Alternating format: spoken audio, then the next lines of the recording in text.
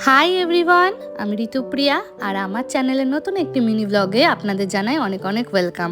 আজ বৃহস্পতিবার আর সকাল এখন বাজে কিন্তু 9:30।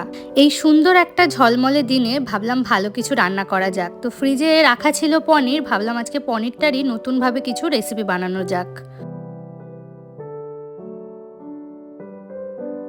তো প্রথমেই পনিরগুলোকে বেশ চাকা চাকা করে কিন্তু কেটে নিয়েছি। এইবার এই পনিরগুলো অনেকদিন কিন্তু ফ্রিজে ছিল, সেই কারণে দেখলাম একটু পনিরগুলো কেমন ড্রাই হয়ে গেছে। তবে এবার পনিরগুলোকে কিন্তু খুব ভালো করে দই আর মশলা দিয়ে ম্যারিনেট করে নেব। এখানে আমি টক দই ইউজ করেছি আর এটা কিন্তু 3.8% ফ্যাটের টক দই।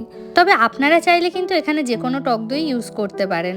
এই পনিরের রেসিপিটা আমি আসলে ইউটিউবে অনেক দিন আগে দেখেছিলাম। আজকে পনিরটা দেখাতে হঠাৎই মনে পড়লো যে এই রেসিপিটা কিন্তু ট্রাই করা যেতেই পারে। প্রায় 3 থেকে 4 চামচ মতো টক দই কিন্তু আমি এখানে দিয়ে নিয়েছি। এবার এখানে কিছু অ্যাড করব গুঁড়ো মশলা।